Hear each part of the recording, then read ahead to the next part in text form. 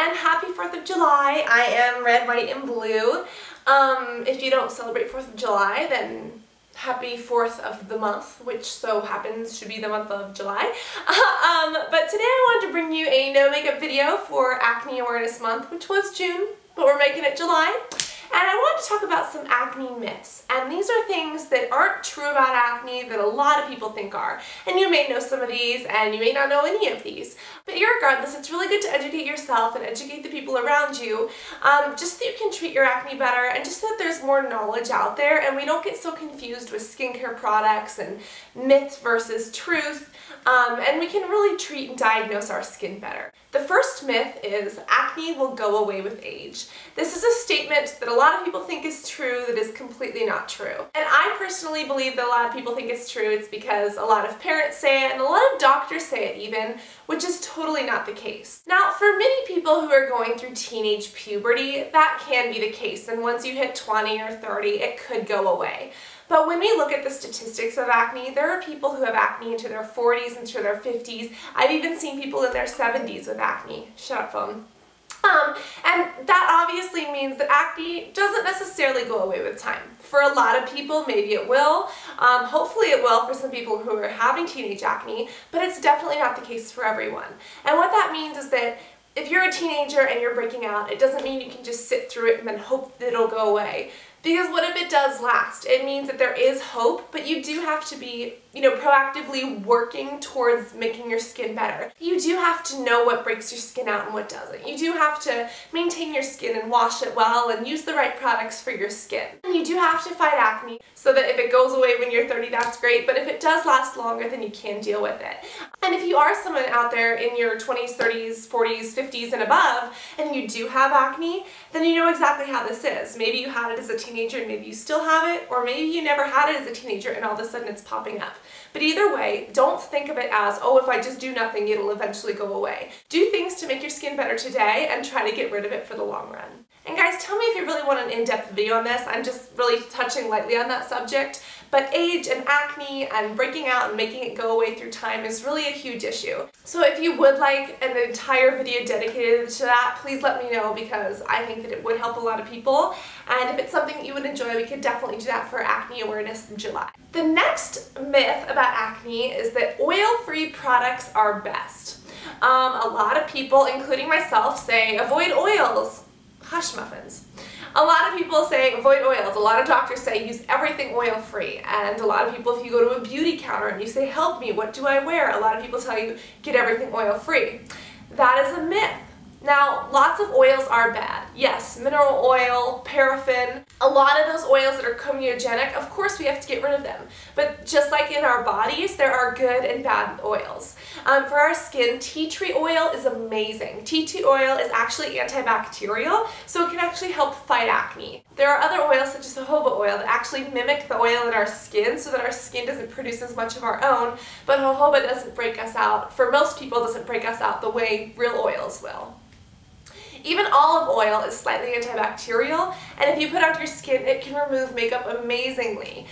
So oils are both good and bad for your skin, and of course different people are going to react to different things. Just like some people have allergies, some people are fine sniffing the flowers, and some people start sneezing.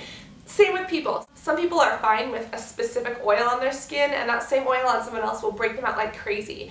But oil-free is not necessarily the answer. Maybe for some people, but there are a lot of people out there that oils can actually do wonders for their skin and for your acne. So oils are not always bad, and even though oil-free products may help, don't completely rule out oils, and just make sure that you always check those ingredient lists. The next myth is that sleeping in mineral makeup won't cause acne. A lot of people believe that if you sleep in regular makeup that it will cause acne, and that if you sleep in mineral makeup that it won't cause acne, and that is absolutely false. Regardless of whether it's mineral, whether it's organic, whether it's natural, or whether it's full of silicones, if you sleep in your makeup, it will break you out. We've done so many videos on this that I don't want to waste time in this video talking about it, but our skin, I'll link you to some of them, but our skin really repairs while we sleep. So if we have barriers of makeup and cosmetics on our skin, we can't repair the same way. There's building blocks to the skin, and the skin can't build if there's a bunch of stuff on it, because then it's like, trying to build, and then it becomes a pimple because it's being all clogged up. So whether it's mineral, whether it's anything, if you have sensitive skin or acne-prone skin or reactive skin, you should never, ever, ever sleep in your makeup. A lot of people use it as a marketing trick. They say, oh, you can sleep in your makeup. Well, duh, you can do whatever you want. But should you be sleeping in your makeup? Absolutely not. So I will link you to a couple of other videos, and if you do want a video on makeup versus regular makeup, or how to read ingredients, or sleeping in makeup, just tell me what you want, and I will definitely try to address that for you.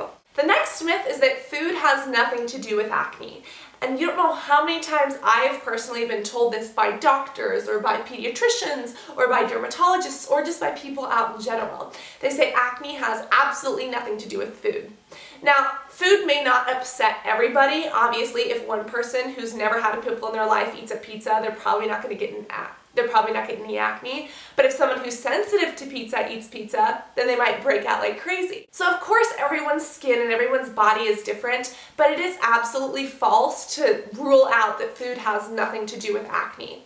Now, food doesn't directly cause acne. You can't just eat food and it just breaks you out. What it does is actually creates hormone imbalances, or if you have an allergy.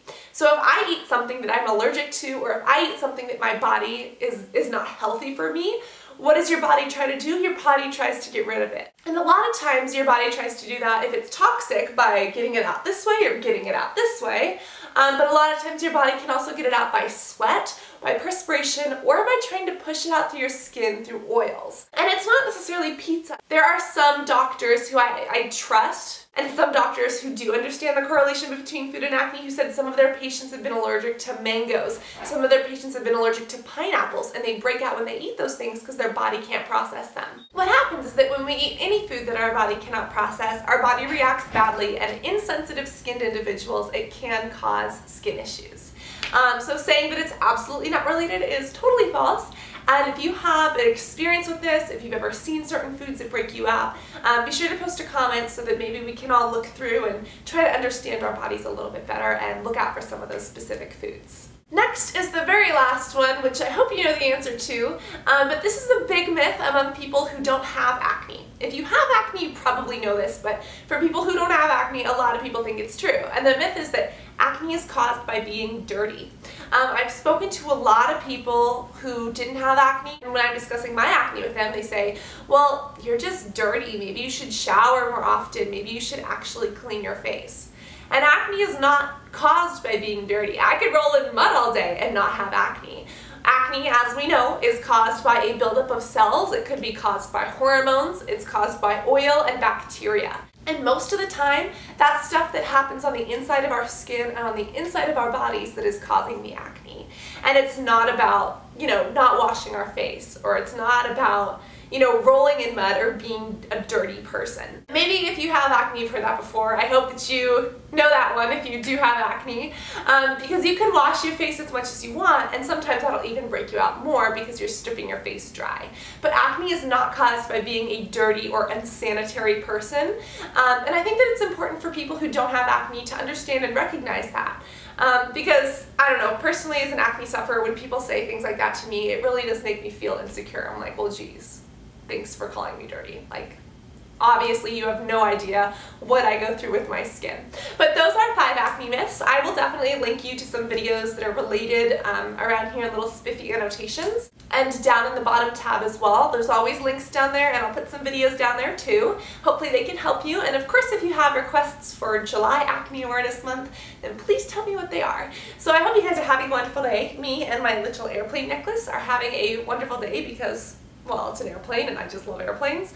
I swear to God, if an airplane had like all the amenities of a house, like I wish I could like live on an airplane. Like if it was like the shape of a house and you could like do house things. I just love the feeling of being in the air. And I love turbulence. It's like being on a roller coaster. But yeah, I hope you guys are having a wonderful 4th of July. Again, if you don't celebrate it, have a great day anyways. And I cannot wait to talk to you all soon. Love you guys. Bye.